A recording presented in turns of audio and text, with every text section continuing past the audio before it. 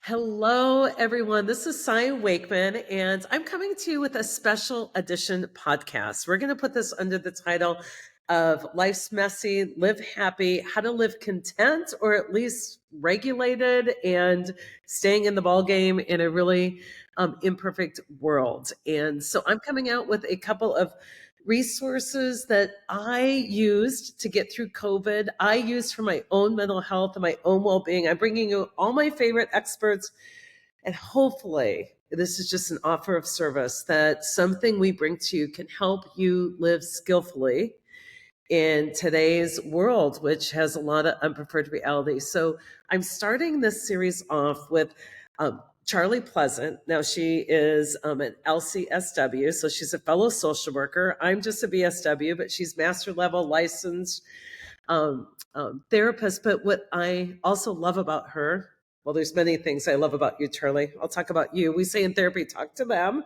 not about them. They're right here, Right, right? right. Is that she's also certified in IFS. And many of you have heard me talk about internal family systems and the life-changing work of Schwartz and Anderson and some of the other people so big in this movement. And if all of you remember my friend Sarah Morgan, Buzzaroonie, Buzz on HR, I just found out that they go way, way back. So Charlie, Yes. welcome to the podcast. And I want to start out by thanking you. Literally during COVID, my current reality fell apart in many ways. Uh-huh. So I was stranded in Mexico, and I curated my Instagram feed to be like my therapy feed. And you were one of my top helpers, and I'm so Oh, appreciative. So thank welcome. you. Thank you. Thank you. Thank you for having me. And thank you for all of those that will be listening and checking out what we got to talk about today. I love it. I love it. We didn't plan our color coordination, but we have this ESP. Every time we get together, we have like the Second same time. color. Second time. Yep. Second time. Second time. Well, we're going to kind of do just a free for all. We don't have this completely planned out. But again, my goal in the podcast is I am out there talking to so many people. And I think we all thought, like, if we just live through COVID, then we got this. And many of you are saying the waves just keep coming and coming. And if you know my work, we don't work to perfect reality. Actually, we do work to affect reality, but we also work to evolve ourselves so that we can move through current realities when they're tough more skillfully. And Yes. so our purpose with Charlie and I coming together today is for all of you that are out there trying to do tough jobs with, in current political environments and with current new constraints on your work and just the stress of day-to-day living that's increasing. We want to help. And so we're just going to, Yeah. Charlie and I Yeah. are going to have a conversation about how to help. So, Charlie, I'm going to turn over to you and just what are you hearing? You've got your practice, you're a keynoter, you're a trainer, you're out in the workplace talking about well being. Like, what are you hearing? Are you hearing the same thing? People are really struggling? Absolutely. Absolutely. So outside of just keynoting and training for the IFSI Institute, I also have my own private practice and I'm seeing clients. So I'm right here with clients on a day-to-day basis and folks are scared. Yeah. Folks are really scared. This is I was mentioning to pre-show recording that this feels very similar to that uncharted territory that we were on when 2020 hit. Now we knew that a pandemic wasn't new to the world; it was just new for us that's living in the world. So I feel like we had some guardrails to kind of figure out how we can navigate through something global like this. In my 46 years, I have never seen anything like this politically, this type of climate. Um, Definitely some semblance. The 80s come up a big deal for me. I'm a kid of the 70s and the 80s, so I remember being really astutely aware of what was going on in the world during that time. But folks are really scared. Folks are also finding that their guardrails are not doing the work that they thought. And then for a lot of people that are in the helping profession, they're still recovering from COVID. They're Yeah. still recovering from having to be the helpers and the workers and the support systems in COVID and to only be hit with another wave of really big national and international changes happening at the same time, it almost feels like it's been too much. I It's think you been, mentioned that you had one person that's mentioned to you, or several people that's mentioned to you, that we feel like we're just kind of in this free fall. yeah. And that's how it's feeling for a lot of people across many disciplines, both healthcare, business, teachers, parents that are stay at home. Um, but I specifically stay mostly in the realm of people in healthcare, and I'm hearing the same things as well I'm too. hearing it. Yeah, COVID was one thing. We didn't know at first what we were dealing with. Systems were overwhelmed. We were left without protective devices. Like we were learning on the fly. And what I told a lot of people at that time is, look for the helpers and tap into the genius of the collective. And yeah, um as social workers, we learn like the response, like if there's a hmm, tragedy, and it's like a 5-step response. What I was taught is like get everybody safe, and then get people connected so they aren't just dependent on yourself, like get them connected in their neighborhoods and in their support, and then radically simplify, get what is it only that we have to do. And then theoretically, before we put stuff back, we're going to question everything and then be evolved by the situation, take what we've learned to be grown for the better, to right, curate a new workplace and a workplace. And that's a model I've used for years. I'm a little ahead of you. I'm turning 60. That's a model I've used for years. And even our models, for me, don't hmm, feel like they're working. Like I can get you safe, kind of, but I have hmm, nurses that are, working in delivering babies in Texas that now can't practice evidence-based medicine. I have, hmm, you know, therapists in other states that they're eliminating the mental health, um, department of the state and turning it hmm, over to, the probation and penal system, which for us as practitioners, we were able to create safe spaces. And so the old model is like get everybody safe. That's where the model begins. And where I've kind of yeah, pulled off the bus is I'm like, I can't always offer you the safe space I used to as your therapist. Like my yeah, records now might be, your challenges with some addictive behavior might now be not as confidential as we thought. So, I mean, I don't want to gaslight people and say, we've got answers for how to do this, but we wanted to come in and try and be a helper. But I'm really finding that if our models are blown, we've got to go back to equipping the individuals to hmm. have some strategies and then get them back connecting with others. Is that like where do you focus now that some of these models are gone when you find scared people trying to do good things in the world? Yeah, Do you have a yeah. starting place? So my starting place in a lot of conversations, and I love that this is being filed under like life is messy. Let's try to figure out how we can find the best joy, because the answers are going to be messy for a bit. Yeah. And how we arrive to feeling well or as restored as possible is going to take a bit of trial and error. I heard you mention that part of the way social work is taught is that we learn in a ecological model, like we're really systems, and so we look at how the environment impacts the individual really really heavily. And so when you talk about how to safeguard people in the sense of being able to look for the help and then getting that person to community, I feel like that's where one of the things that feel really interesting in this climate is going to look different, because community might be you might find that the help that you're looking for, or what was once a safe space, is now divided on the lines of politics, right?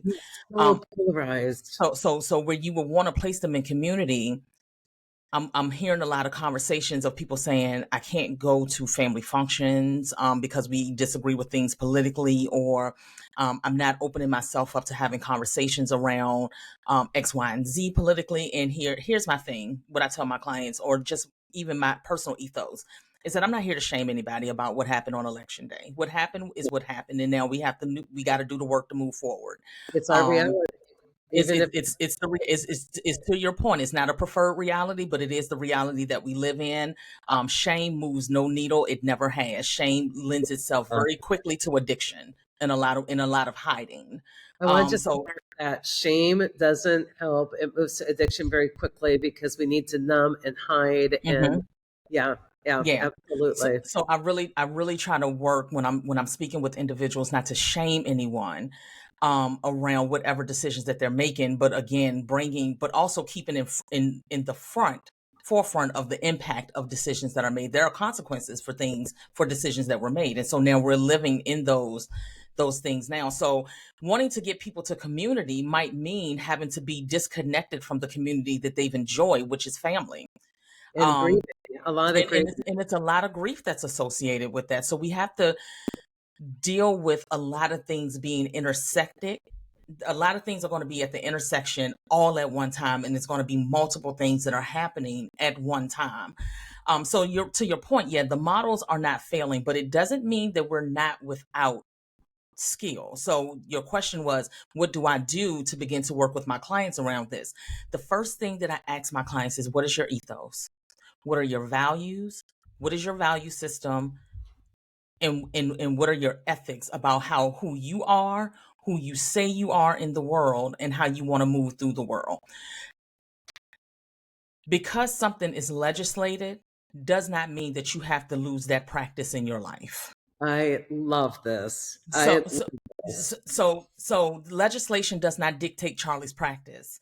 I understand that for a lot of people, I heard you mention that maybe some doctors and nurses that were able to perform certain procedures are kind of bound by state law and regulations and different things. And I can't speak too much to that because there is a lot of big consequence, a lot of big things that can happen if those practices are continued. And we also know that we have a history of when people were radical enough to still continue those practices because Yeah, they understood the health benefit of that, um, absolutely. of the person. So if their ethos in their work is do no harm, then at what again, I will never give advice to go against what is legislated, but you do have a core base that you can always build from.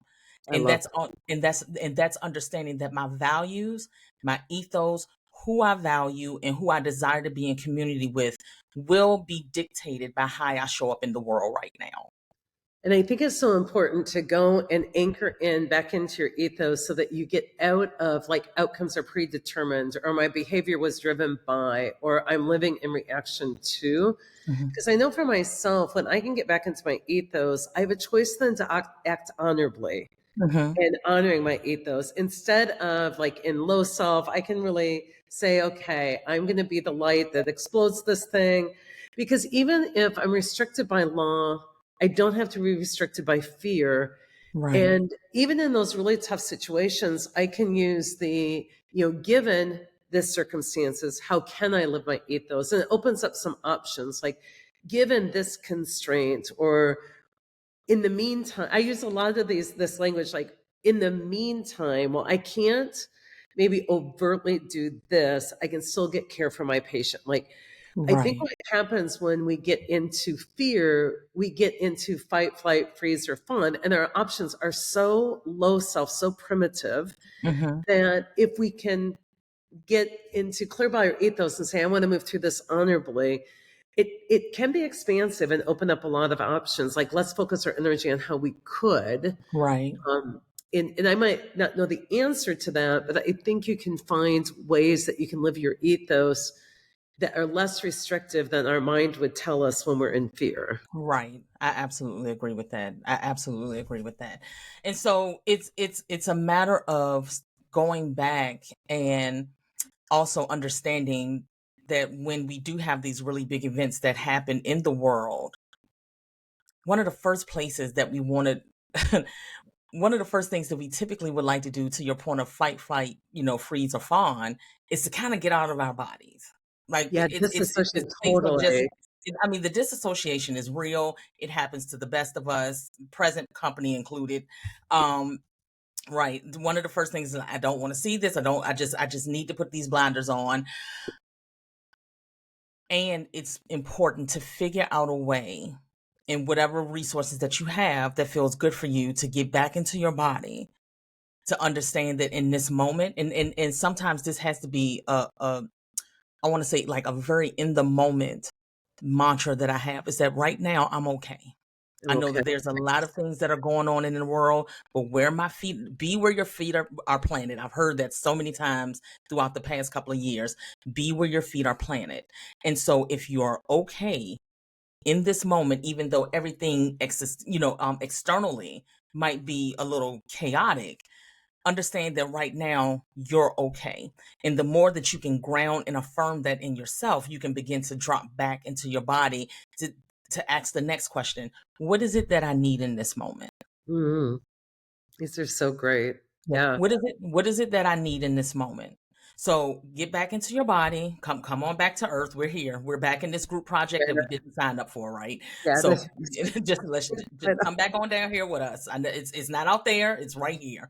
So Well, for come on me, back breath down. is a really great way. Like Eckhart Tolle talks about, like a great way to get back in your body. If you haven't read Eckhart Tolle's work, folks, Brave New Earth, Power of Now, that breath is what helps me. Because what I notice for myself, and maybe people can check this, is when I'm disassociating, I stop breathing. I mean, not like I'm Yeah. going to die, but I hold my breath. You hold I'm a your breath breath. holder, and that's my trigger where I'm like, oh, okay.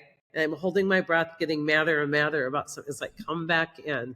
So I Yeah. love that, coming back in our body, and then asking ourselves, what do I need right now? Because I think I had a teacher once say, if you want stress, get a future. And when I disassociate, Hmm. either go to the future or the past. Like I'm out of my body, but I'm either seeing how this is going to end poorly in 3 years and how we're all going to die and the world's going to end, or I go back into my past and find all those places of shame, where I haven't been able to impact things in my past, and staying out of that and just coming in the present moment. I always find I have what I need right now, Hmm. where I can get what I need right now. Yep. Yep. And a lot of times we do have access to those resources in the moment. And just so slowing down enough to remind yourself. And that's probably point number 3 on this is learning to slow down. I like how you said that, if you want to be in stress, go get a future. Um, Slowing down is going to be so big right now. I started a series back in January. I had like all of these goals and different things I wanted to do for my YouTube channel. If you get a chance, just a shameless plug over here, you can come check me out on Right. YouTube. Totally. but Like it's part of my superheroes. And yeah, check out her YouTube. She's yeah, amazing. so I was like, I got this thing. And what I wanted to start with in January, specifically as we were coming out of the election season and holiday season, and we knew what was coming. Um, with the inauguration and the installation of a new president, was that there was going to be a lot of information coming really fast and really hard. And it did actually happen that way. So I started a series on the benefits of slowing down, to the point of, I think I had to step away for that podcast, or I mean, just that recording, for about a month or two, because information was coming so fast out of 1600 that it almost just sent us in a whirlwind. And that's a big destabilizer, is when you're taking in too much information, it can really, really begin to dysregulate your nervous system. Information being out there doesn't mean that it's true. Right. Any information that's offered doesn't necessarily mean that it's true. And then we don't know how to begin to synthesize that information, which is why it's really important as we move through this. Point number 4 being getting into community, because you want to be around people that not only confirm the biases of you don't want to be around people. Let me put that way.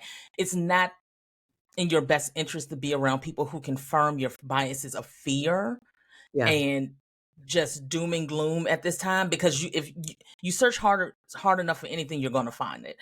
But you do want to be in a diverse community of people who are thinkers, who can actually help you synthesize the information that you're taking in, to help you understand that there are processes that take place before the actual end thing that we've already said is going to happen. Being around people to help talk through and with that, about people like yourself, people that are in the legal realm, people that are in other parts of the medical realm, people that are in business communities, in my therapist community, and different things that they're talking about.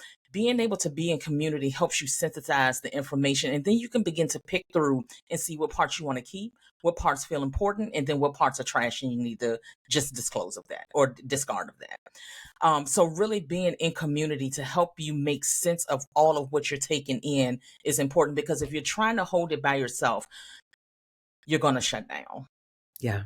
It's too because much. it's too much information. You're going to completely shut down, and then you won't know how to get back in your body. So then you can begin to ask for what you need, so that you can then go to the community that you need to help you move through this time. So Great. that, Great yeah, counsel. yeah. Great counsel. And for the first time in my life, I've chosen, I haven't had to get super intentional about my community and really paying attention to what, when I'm with some individuals, does that deplete my energy and spirit, or does it build my energy and spirit? Not my righteousness or my that ego stuff where it's like they all agree with me. I want to be with people that can increase that shared pool of meaning, can help me be mentally flexible and see things from different perspectives, and Hmm. even have both despair and hope at the same time. Like, I want to be with people that can help me hold many things at once to be true, the things we learn in CBT. Like, I want people who can help me practice that on a daily basis. And so at first it was so tempting to just unfriend and not be with anybody who disagreed with me. Hmm. And what I've changed is I am unfriending some folks who are disagreeable. Yes.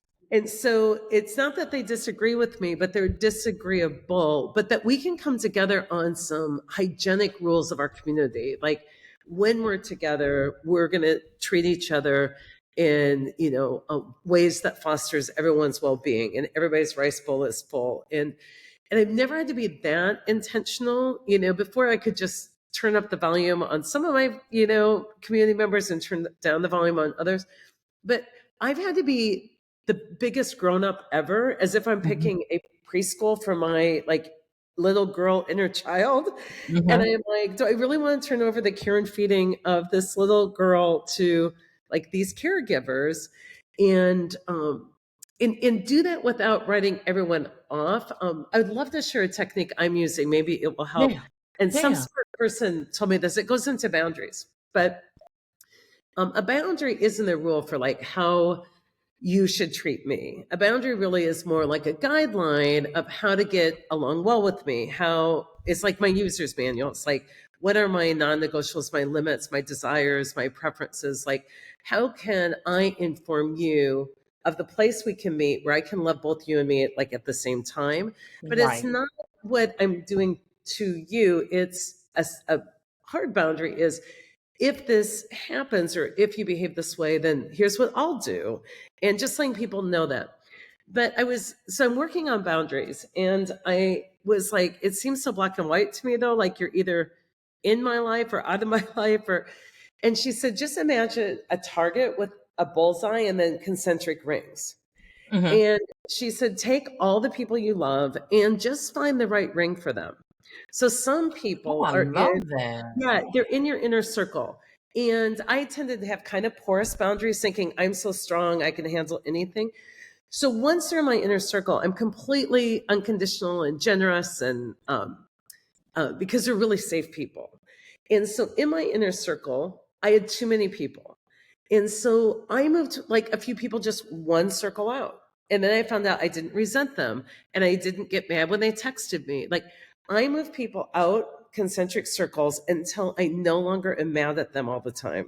And Right. so, like, I Right. have found like one friend, I moved to like the fourth circle. I see her maybe once a quarter in a group. She's a lovely person, and I feel really triggered by her one on one. It's the perfect circle because now when I hear she's coming to a dinner, I'm excited to catch up with her. And so I really look at, do I have if I'm mad at somebody, and I'm not talking about the madness where, we're working through a relationship and we have, anger Hmm. that we're just going to talk about. My inner circle, I get mad, but we can talk it through. If I have Sure. in the right circle, then I'm not resentful of them all the time. And that's helped me so much. So I have like 5 circles of friends. No, I love that visual. As you were explaining it, I was just thinking about that and just thinking about how I can even begin to organize my life in some of that way. But what it also brings to mind for me is that the more that you recognize who needs to be in what concentric circle, the more you begin to remember how much you actually liked about that person and why they're in your life in the first place. Like the conflict doesn't feel so in your face. So, Yeah, 'cause they're not in my and inner I have, circle my whole yeah, life, like, they have a too big a role in my life, and it's like if I put them in the right circle, they have the perfect role in my life, and I can love them. A boundary to me is the place I can put you in the circles where I can love you and myself at the same time. I don't know who said that, if it was Terry Cole or some smart boundary person, but yeah. it's not No, my fault. that's a beautiful analogy. Beautiful analogy. And so I Yeah. think it's important right now because we can get into a victim sense so quickly. Like the world's a mess, my hair's on fire, um, I'm justified to drink, or I'm just like we can really get into a place where the outcome seems predetermined. And I think, you know, um, boundaries are a way that we can say, you know what, no, I'm going to come back in, sort this out differently, Hmm. and have some impact in my world. Yeah. Yeah. Yeah. So I love that. I love that. Um, other like somebody made the point. I was just going to ask about self care, and somebody made the point where it's like, you know, if self care, if your goal is to always feel happy and well, that might not be the goal of self care. If the goal of self care is to help yourself see the world clearly and move through it in more evolved ways, Hmm. and less alone, like a lot of times self-care when I hear about it gets more indulgent in massages or days off rather than in be here now and trust that you have what it takes to feel your feelings, dissipate them, and begin again. And what are some of your ideas on self-care or recommendations when you're feeling like really depleted? um I was always pro like self care, and I was following a licensed social worker. I wish I remembered her name, and she said, "Let's be careful that the goal of self care isn't to take our feelings away. It isn't to like cover up. It's not. We're not self help projects. Like, if the goal of self care is to help me be in this moment, see reality clearly, feel the feelings that are sensical around what just happened." That's great self care. But if self care is another avoidance strategy, and her point was we've kind of gotten into this thing in America. I don't know about the rest of the world where self care is, used to like skim over what we're feeling. When a lot Yeah. of self care for Yeah. me, the best self care for me when I'm feeling raunchy is to really get quiet and sit with my feelings until they tell me their name. Yeah. And Yeah. I just, I'm like, oh, it's grief or it's disappointment or, and then I like your question, what do I need right now? And it's not always a massage. Massages Hmm. to me are preventative medicine, but Hmm. I'm just interested in your view on self care and ideas about some great ways to take care of ourselves. Because I know if we're not nourished and we go out in the world half empty, then big things are going to feel even bigger. Right. Right. So I think that you were kind of leaning into how I've kind of reimagined what self care is for me these days. And Absolutely. I can share that self care for me at this point is it runs parallel to the level of truth that I can handle about myself. Oh, wow. So the That more truth that I can handle about myself, the more actual self-care I can give myself. So then that goes to opening up the domains of my life. Well, what are the parts of my life that I need to look at here? I can't massage my way out of a situation if I'm in a bad relationship or a bad friendship. I can't, there's not enough vacation for that.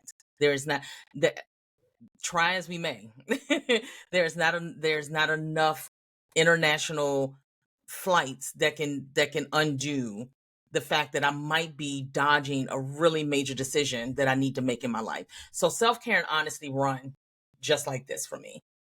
Charlie, that is Yeah. so wise. I've never heard Yeah. that. That's The, amazing.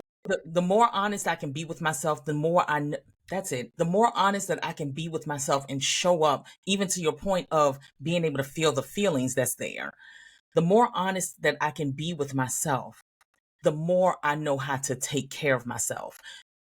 Self-care, you can't self-care yourself out of a lie about your life or a really difficult place in your life. You just can't self-care yourself out of that. So now, the way our society is set up, capitalism is available Yeah. to at least try to alleviate that for you. But then you'll always wonder why, once you come from those places of more indulgent consumer type of self-care practices, I still feel empty or I still don't feel like things are resolved. And so when I'm sitting with a client and we're exploring self-care or a wellness plan, that's one of the first questions that I ask. How truthful are you being with yourself about these areas that you're bringing in here? Oh my gosh. So let's go there, because once we can get Go honest there. about the areas, then the Yeah. vacation is going to feel good. Yeah.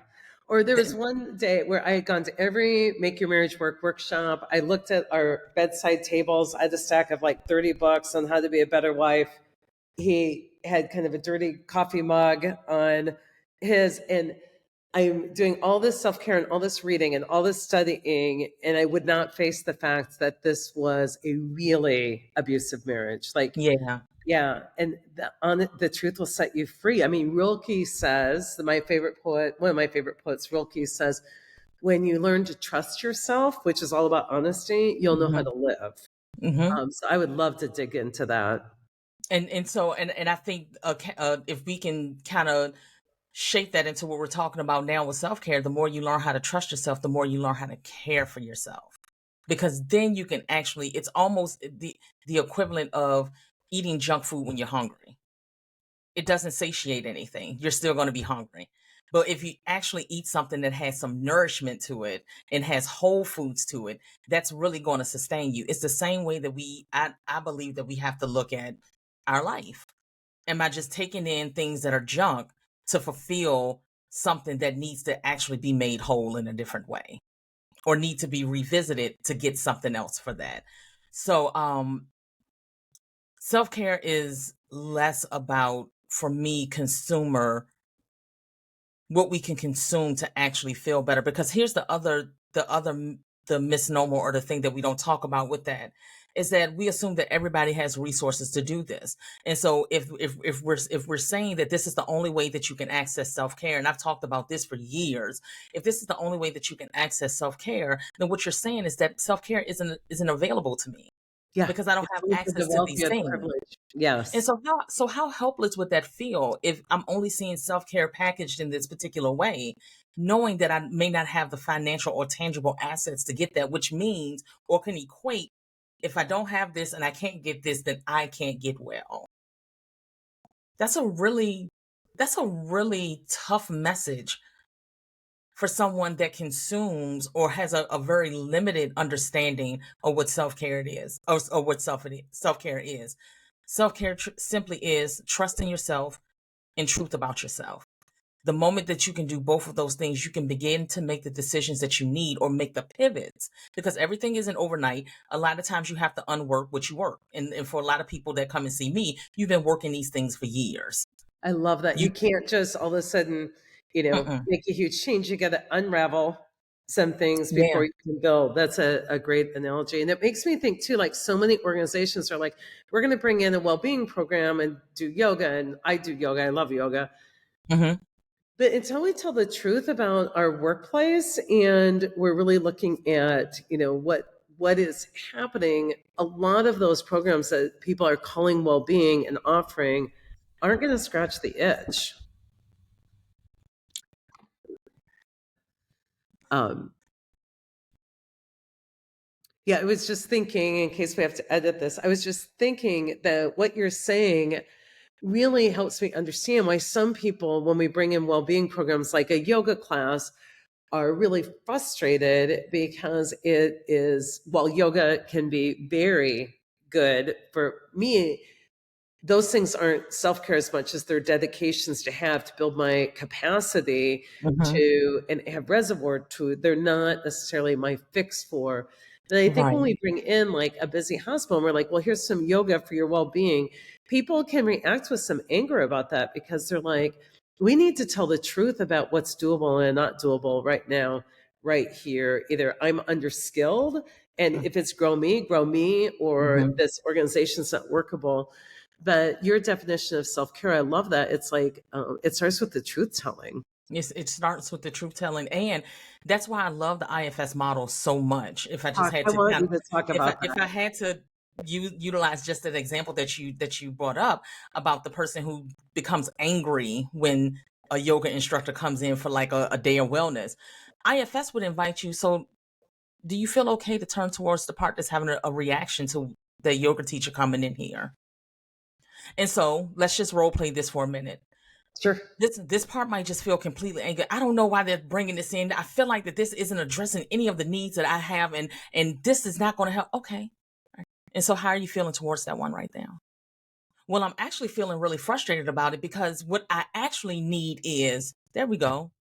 Let's brush up against the truth a little bit here.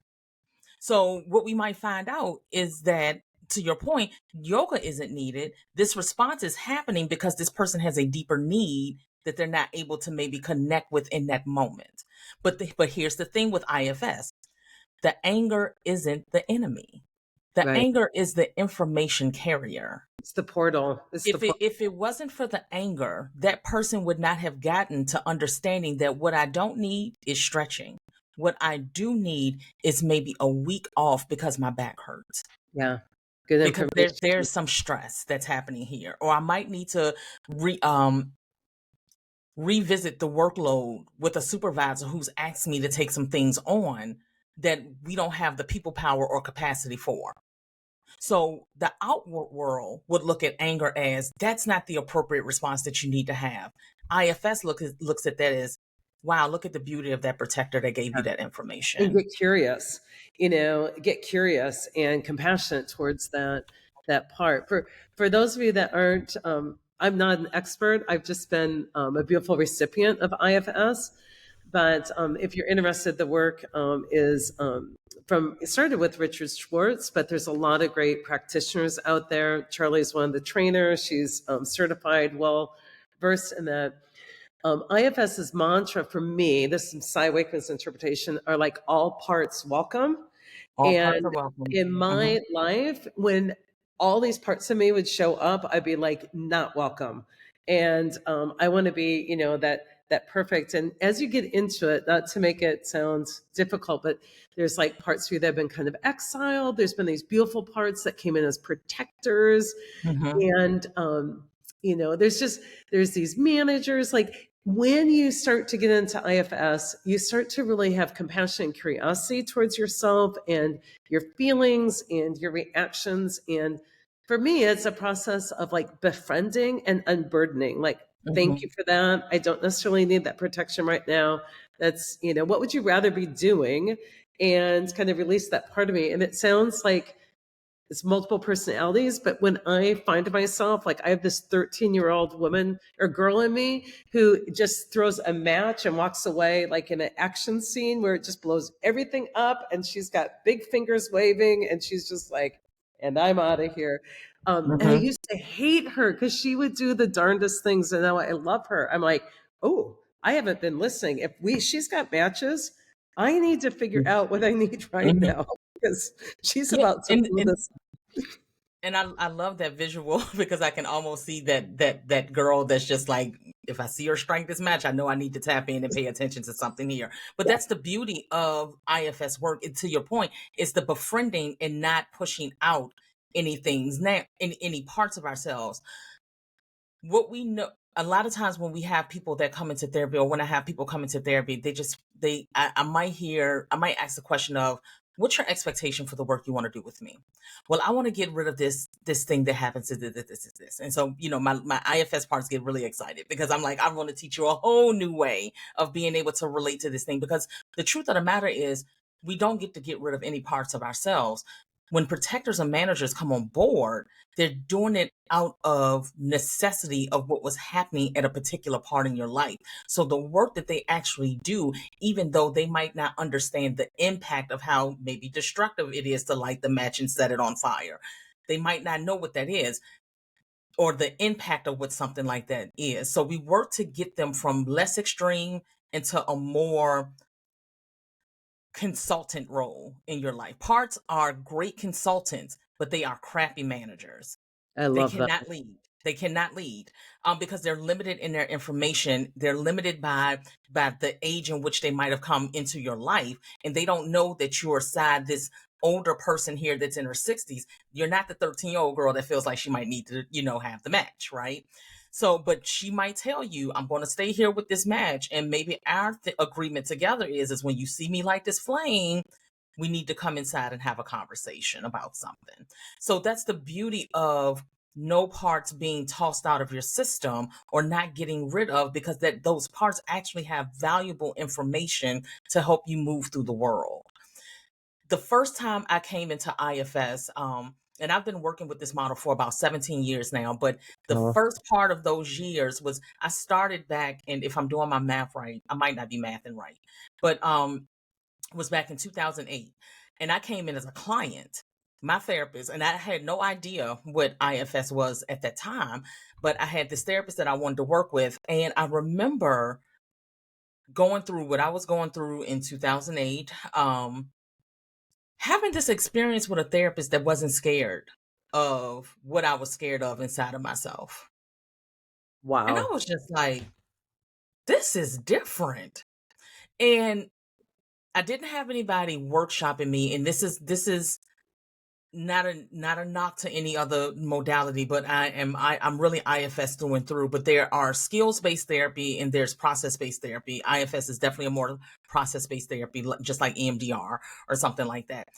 A lot of skills based that I've seen the way some practitioners practice it is to extinguish behaviors. Yeah, I want to stop doing this. I want to. I want to stop doing this behavior.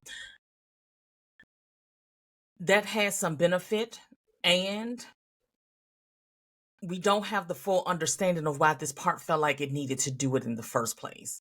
And I think that that's what differentiates IFS from any other model. And IFS is surely an integration of a lot of other modalities that's been crafted over the years. There's a lot of other things that you can see in it, but the way that it non-pathologizes clients is the part that's the most beautiful for me. So if you're an addict or a person that has an addiction, that's the word.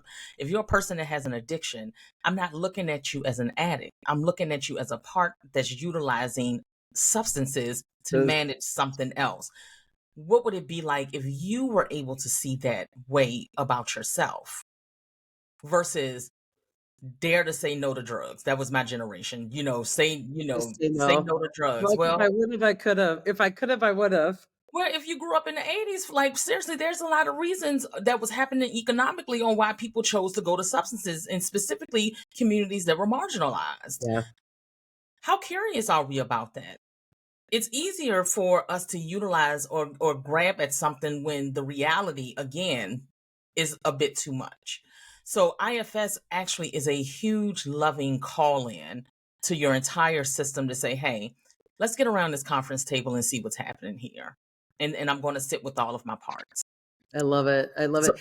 And I think what's happening right now is, we've reached the breaking point. Like a lot of our parts are pretty panicked, and yes. there's like, you know, in a weird way, this is such a beautiful opportunity to notice how maybe it feels like you're coming out extreme in certain ways. And Mhm, instead of trying to hold it together more in the most stressful times, to mhm, get curious and compassionate, like, what are these parts trying to tell me? Like, what is really happening? Because I see the opportunity in how out of control it feels for some folks right now, mhm, mhm, and they want to exert more control on it instead of like care and compassion and curiosity. mhm, Um, yeah, I would love for more people to get involved with IFS. It has been, and everybody has their path and their way. For me, it has been truly um, a non-shaming, mhm, um, I won't say easy, but No. non-threatening way to really have a lot of freedom to, quit exiling so many parts of myself and to have more compassion to the many ways I move through the world. Some of them are really exquisitely beautiful, Mhm. and some of them are really informative, but I wouldn't call them beautiful. So, Mhm. Mhm. And it's IFS is just like a call to have a deeper conversation of, or like like this internal community conversation that's already taking place. And believe it or not, a lot of people are already speaking in parts language and don't know it. It yeah. can be just really in simple things where a part of me feels like that I want to, go out and support this friend when they send this invitation to me, but then a part of me also feels like really, really exhausted. I had this really long work week. So there, we're already having this internal conversation about, do I go out tonight? And I'm using something really simple, but you're already having parts that are in conversation about should we go or why we should go, and then parts that's like why we should stay at home. So what we're seeing a lot in the world is a big conversation that I believe in IFS land we would call like major polarizations. We're seeing polarizations being played out in really really really major ways, where people aren't willing to acquiesce control of their tugging. I heard you mention that a lot of people want to lean more into control of something. And so the more that I tug at something, the more that I know, or if I'm working with a client that's really kind of digging their heels in to a particular set of beliefs or just one side versus another, I know that there's some really deep fear that's there. There's some really, really deep fear that's here. So what would it feel like for the world if we stopped pulling the rope? So amazing because it's not just what happens inside of us; it's what's happened in families and then greater Hmm. cultures and in societies. And I think, as we're thinking about how can we help you move through difficult times, you gave these great steps in the beginning that is just like move on to disassociation and come in and ask yourself what you need. And I think in a greater extent, I hope that we all can come to accept that some of these, while it works in the moment, if we've got some greater senses of stress about everything, that this is the ideal time to do yourself a favor and go deep into some of this. When Hmm. I was in 2020 was a tough year for me, and somebody sent me the quote, "Barn burnt down, now I can see the moon." And I was, Ooh, isn't that yeah, cool? Barn burnt down, I yeah. can see the moon. I kept saying my whole life is burnt down and I've lost everything and I'm stranded in Mexico. And I had girlfriends say, "Look, you're going to be there for a month. You can go through as a prisoner or as a monk. Like your choice, girlfriend. Like you are in time out." And what I realized was that that's what it took for me. Every part of me was like, "We're not looking at this, we're not doing this." And I was just delivered down to this beach in the Baja with no escape, no way out. And somehow I got myself regulated enough to be like, I will go on my knees and I will listen. I will Hmm. finally listen to all the parts. Hmm. And it was life changing. And so I thought, oh, that's good. I got it together, like life-changing event. And what I've learned is that just got me in a place where I could just continue the unraveling.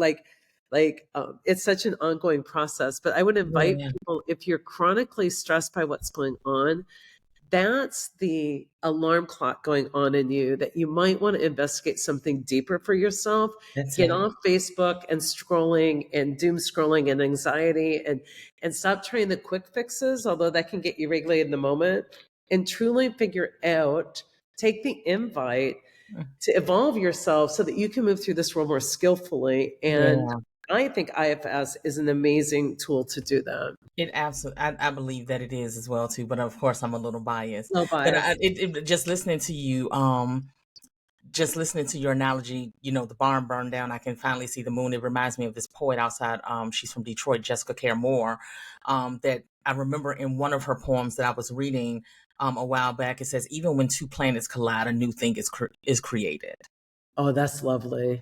So even so, what if the chaos of what we're feeling is actually really, to your point, a deeper invitation to evolve and create something different from yourself. My desire is not to move through this human experience being mad at people. I Right. have no desire to do that. There's so much other stuff to get involved in.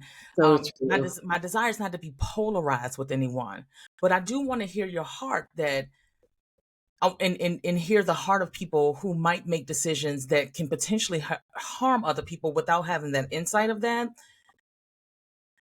What this might mean for you around belonging, because we can even make bad decisions out of a desire to belong somewhere. Yeah, our desire can be so pure and lovely, but the way we've, Get the gotten our need needs met. met in the past might not have been how we get our needs met going forward, and Right. I think if you're in a position where you consistently feel like your needs aren't getting met, it might be an invitation to look at, are you using a really old strategy to get your needs met? Whether it's Mhm. manipulation or exaggeration or, Mm. Mhm. um, silent treatment or, Are you locked into a particular belief system that keeps you here and not being able to get your needs met or evolve in that way? So yeah, this is I feel like that we're rich in a place while things feel so chaotic right now. Um that there's major growth opportunities if we pivot and make the choice to see them in that way, I agree. where we don't have to give into the doom of everything that's happening right now. This is really going to be about perspective and pivoting. And it's going to be a lot of it that's going to happen. It was the same thing that happened in 2020 with the onset of a pandemic. As clinicians, we saw a lot of people's skills. We noticed that there were a lot of atrophied skills that were taking place and underdeveloped skills, but it was also a place of pivoting. It was also a place of pivoting as well too. And the invitation was, can you grab this moment even though it feels tough? Yeah. And get out of that a thing that can really serve you going forward. Can we grab collectively in this moment what we need to actually get through this as a collective? Will this begin to restore the collective in the way that we've always desired it? We all have this idea. There's a reason why many of us hold the idea of a great society is because I believe what we hold in our minds is actually something that we know we can make. But all things have to break down in order for that to happen. So here we are in 2025 with this thing that's happening. Can we grab what's happening in this moment to create Love something it. a And lot better than what we've been experiencing? and that's, I think, our call. We're in this place right now at this time for a reason. And I think when we're in panic, our natural tendency is to go external and try and change reality. And Hmm. it's so counterintuitive to say, wait a minute, I'm going to go internal deep, Hmm. evolve myself so that I can walk through the world more skillfully. And I believe that the ability I have to walk through the world honorably, anchored in my ethos with a lot of love, is in direct proportion to Hmm. the wisdom I've gained in my inner work. Yeah. Because I can't, if I'm not going deep and doing my inner work, it limits my ability, to be loving on the outside. And I love Pema Chodron's work on when things fall apart. And Mm. I think, especially in the world I grew up in, there was so much focus on mastery and having impact, and so little focus on being evolved by the experience and being impacted. Hmm. Um, and, the atrophied skills of living in the mystery and atrophied skills of like letting go. Like sometimes the visual I get is, I don't know if you had these as a kid. Do you remember those rattan finger toys that you'd put your fingers in and the more you And they kind pulled? of and they Yeah, get and you stuck. couldn't get your Yeah. fingers out. The only way to get your fingers out was to ease up, to surrender, Hmm. to let go, and Hmm. then you could get your fingers out. I really think that so many of us are so, especially those of us in healthcare and social work, like we came into these professions to impact the world. Yes. And I know you talk freely about, as a helper, getting help yourself. Hmm. I have a coach and a therapist at all times because the work I do, I need to limit the bias. And I can never show up. I'm a human. I can't show up without my own, um, challenges Yeah. influencing my view of the world. Yeah. We're all swimming in the same waters. We're Yep. also, and so I really think a lot of us are being called right now to learn some really different skills, because the most often asked question when people are stressed, they ask me, they're like, Sai, what can I do? Hmm. And I'm like, I think it's not about doing. I would invite you to come and sit and stay. And that's from Martha Beck. She's like, it's Yeah. puppy training. Come here, sit for a while, like sit Yep. with yourself. And then when you're tempted, when you find it, you're gonna like pop out of it, stay.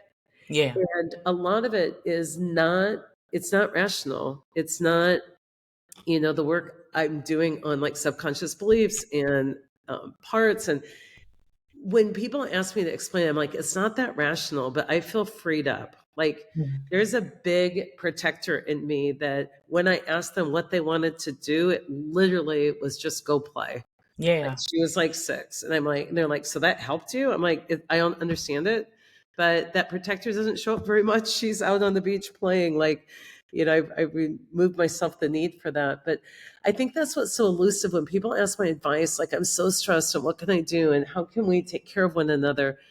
I think we want bigger action or bigger answers that involve like doing things and Mhm. impacting. And I think our answers are on the other side of that. And I think that we get that honestly because of the type of systems and worlds that we exist in that says that every answer that you need exists outside of yourself. Right. So And when I think about the work that I do as a clinical social worker and as a therapist, and I mean we can go macro, meso, micro. I'm definitely a micro social worker because I am about people facing themselves. I think if I've had anything that I want to offer to this world of work, I am skilled in helping you face yourself, which is the scariest frontier that for self-awareness people. that you work on, that Yeah. truth. And so again, to your point of saying that people want things that are bigger steps, 10 steps, those can give temporary relief. But when we're talking about integrated and transformational change, that comes with what you see every morning when you get in the mirror I and you love that. start right there. Our call right now, the world is calling us to um, go inside and do some of that micro work, Yeah. because I really think if I can elevate myself in some ways, then I can connect with others in more elevated ways. And what we can create from there is very different than what we can create from here. And as we're talking, it's just really hitting me that maybe the call right now, when things fall apart, is a call home to ourselves and a Mhm. call to come back to ourselves and go inside, which is where at least your data point that you're meant to bring the world is Mhm. coming from, and it's your own inner knowledge. Um, and that's not what I expected us to end up on from a podcast, because I like to also Yeah. give people like in the moment survival skills. Like if you come in and your airway is blocked, we do the basics first. We like free up your airway and check your pulse, and but after that we take you through cardiac rehab and Mhm. we teach you how to eat different. And a lot of people, excuse me, I have that cold going around. No, A that's lot of fine. people um, get into big stuff, like they have to face their fear of death, and they have to Yeah. face the truth about living in stressful relationships. And Mhm. it's the heart attacks, the wake up call, or the near death experience. But what happens afterwards is really the work of it. Yeah, yeah. So I agree. So it's almost like how can we secure the oxygen mask right now before we get into like the deeper work of the inner work? I think it goes back to some of the things that we talked about at the beginning, but I think of all of those things, the biggest thing is letting people know that you need help. You don't even have to know what you need in the moment. I You love just that. know that you just know that you have a need of some sort, and let people come around you that can help hold you as you settle yourself enough then to begin to go into deeper, more reflective or introspective work. So letting people know that you need support, not self-isolating at the time. At this time, this is not a good time to go isolative in your behaviors.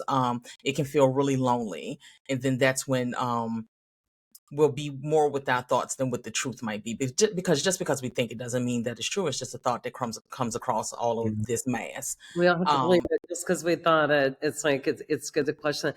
I like what you're saying about that, because a lot of times we're so individualistic. Like, the conditioning we have, which is just like crazy, like lift yourself up by your bootstraps, which was actually a saying that started ironically because you can't lift yourself up by your bootstraps. If you actually have boots and you grab your bootstraps and try and lift yourself, you cannot do Get it. off the ground. Right. And Right. but most people who say that, I'm like, do they even have boots? Like, it's not even possible. But um, I think we forget that we don't have to self-regulate. There's a thing called co-regulation. Co-regulation. I was just about to say that. Yeah, and Absolutely. co-regulation, if I can leave people with one big thing, is what you just said. Don't isolate and try and regulate yourself, because we tend to fall back on regulating ourselves with alcohol or Netflix or sex or Sure. isolation or work. Um, the co-regulation is if you can just utter the words, I need help and I don't want to be alone and I don't know what I need. Will you sit with me? Yeah. Hardly any human being, like I've had people say that to me, like in the flight next the plane or the seat next to me on a flight. And I don't even Hmm. know this person. You Hmm. cannot say no to that. Like somebody is like, I'm not okay. Will you like, hold my hands? Like I'm scared. Hmm. Um, I'm not somebody who would hold a stranger's hand, but in that moment, I'm like, absolutely, of course. Yeah. Y- Um, but we can co-regulate people, and I also think that the other of that is if you are pretty self-regulated in this moment, look around you and see who you can help co-regulate. That's Um, right. who That's right. might be needing help right now? Who do you need to check on? Yeah. And to that point, I wish I would have wrote that down as you were saying it, is that, being able to ask for help, saying that I need to be with somebody, I need someone to be with me. I do have a need. I don't know. I know I need something, but I don't know what it is. But can you just be with me? That's a prescription right there in and of itself. Like Yeah, that like you can literally just use that as a prescription. For those that might find themselves, to your point, that feel a little bit more regulated. What I would also say in this moment is be mindful of the ways that you're extending yourself, because yeah, there's a lot of need. There's a lot of need right now. And so we have to make sure that as we're moving through this time, that you stay well during this time. So putting up boundaries, taking time off, having downtime. And I'm not even just exclusively talking about taking time off from work, but I'm just talking about taking a mental time off from thinking in life and just feeling for a moment and just kind of being with where you are, where your feet are planted again, just so you can figure out and just feel back into yourself. Um, there's going to be a lot of people that's going to be pulling at people who are in professions like mine's and yours and other medical professionals right now. So we have to know when to tag in your partner and go out the ropes. absolutely. And I Yeah, think without guilt. yeah, Um, without guilt. so that I came, I saw, I gave, I loved, and it's And you're next. my ship, and I'm going to Yeah. take it. And knowing that this doesn't have to take you investing the next 6 months in somebody, like you don't have to solve all their problems. You can love them up for 1 minute and just say, I care about you. I see you. You are seen. I see you're struggling. And I believe in you and your ability to find the people you need. And it can be that quick as well to just, be there for others. But I think it's just such a great conversation. I want to keep continuing with many people that are out there thinking about this topic. I don't know that any one of us has the answers, but we can point towards, I think it is the Buddhist faith talks about our teachers can't describe the moon to you, but they can point in the direction of the moon. And once you Mhm. see enough people pointing that direction, it may become more clear what the moon looks like. Right. And that's what I hope to do with this series, is to just offer things that have helped others, and it Yeah. might help you. But we're not broken, No. and the world is unpreferred right now for many. Yeah. But it's not irreparably broken. Right. It's not. We're not past the point of no return, because the human potential and what we can do is amazing. And what I keep focusing on, to maybe wrap up, and I'll ask for your wrap up client comments, is if I can get back to love, and that's why I love Marianne Williamson's like a return to love. If I can get Hmm. back to real love, not fake love, not like I hate you and I'm going to pretend to love you, but Right. Danielle Laporte, who I also love her heart-centered work, talks about there are many ways backwards, but only one way forward, and that's with love. And I Hmm. think that's the healing we need, because when I ask you maybe to be with me to help me, co-regulate, I can't ask you to be with me inventing where I harm you while I'm feeling better myself. I can't ask you, to transfer my anxiety to you and fear Hmm. monger. I really need to accept from you the ability to be safe while I let go of the whatever is happening for me, and Hmm. to catch my breath so I can move on. And I think the light workers in the world right now, the best thing we can do is do our inner work so that we can find a way to move forward with love. Yeah. And, that love, as corny as it sounds, is what's going to heal everything. And I think that you're right on, and I feel like that is a just a co-current message that even just in my sphere of influence and people that I follow, that's what I'm hearing, is that the revolution that we truly seek is the one that's rooted in love and nothing else. Yeah. um and that's what it I think that's what this time is calling for, is to remember the essence of who we are versus what this world might have shaped us to be. Yeah. Yeah. I think it was MLK said, "You can call me by that, but I don't have to Yeah. answer." That's And I right. think a lot That's of us right. are getting called some things, and we have to choose whether we're going to answer to that or whether we're going to go into our own ethos, anchor in, and really respond with who we really are. Right. And we know who we are. You just have to remember. And it's going back to even what I mentioned at the beginning, it is that I'm really working slowly with some clients about or around just remembering the ethics and how you want to show up and who you truly are in this world, understanding that there's nothing outside of you that can dictate the essence of who you are. Nobody can tell me who I am. Yeah. Absolutely nobody can legislate it. They can't fearmonger it. They can't pitch it 1,500 different ways. I am who I am. Yeah. And Period. I already know who I am. I just need to remember. I Like just it's need to in there. I just need to remember who I am. And again, that goes back to, I believe, which is, and to even to what you said earlier, I didn't imagine this call going this way. Um but I really do think that we're in this space of being called back inward. We're being called back in to Would look and sort come through some home. things. Come home. Let's fix what's hurt.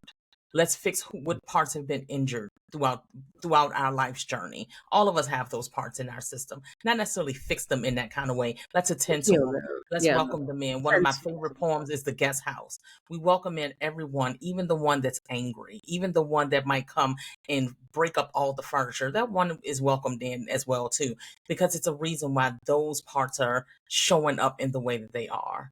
So I think that Absolutely. And go we're ahead. being called back to look at ourselves in a much deeper way. And you And remind me that's of a teacher I no. had that said, when you heal a part of yourself, you will heal a part of the world. Like we Mhm. are one consciousness. And so I don't have to go out and fix the world. I can really just tend to myself. And that is doing my part in fixing the world. Yeah. Yeah. And again, I think that's the one of the biggest gifts that I bring is the let's do this U-turn. Let's just go right back here and see what's happening here. And I would just attest, Charlie, you helped me so much. I was just learning about IFS. I have no idea how the algorithm delivered you up to me. And I think it's way back in 2020 or 21.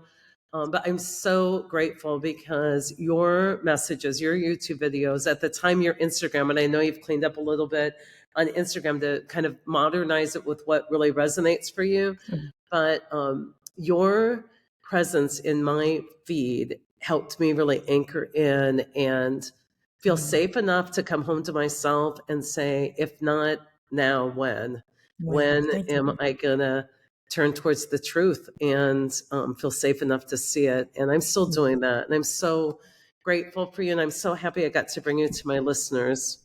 I'm so grateful that you reached out and we connected, and I'm looking forward to the other people that you'll have on this. I think I'm just one piece of the puzzle, You know, and so one we piece can. of the puzzle, but I'm What sure I'm we'll just have more conversations because I'm sure people are going to absolutely love this conversation. I'm one piece of the puzzle, and I'm grateful that you feel called during this time to bring forth a lot of people who do things in different realms to help us make sense of how we can move through this world right now. So I feel really grateful to be a Thank part of you. this. Thank you. Yeah. And for listeners, this is a bit of a pivot for me. I've been out teaching and preaching with reality based leadership and all of that, and my heart feels called. I wrote the book Life's Messy, Live Happy in 2020, kind of an ironic year. 21, I think it came out. But I feel very called to, I have a, you know, had a beautiful career. And as I move into my own next chapter, it's going to be just giving lots of love and connecting people with resources that might help. And I feel really called to do that. So, Charlie, thank you. Be Thank, well. And I'm thank wearing you. blue tomorrow if you want to. Okay. I'll be thinking about you, and as I go through my wardrobe tomorrow. Absolutely. Thanks for all the work you do in the world. And Thank who you. knows, we might need to bring you back in a few months and we could actually do Hey. like an IFS, like a session so that people can like experience what that's about. That'd be kind of Oh, fun. oh my God. I'll be happy to do a demo just so your listeners can and your community can really see like the transformative nature of this work. So I'm definitely open to talk about what That's that could look perfect. like. That's perfect. Yeah. Well, be well, my friends. And thank you so much for coming Thank you on. again. Thank you.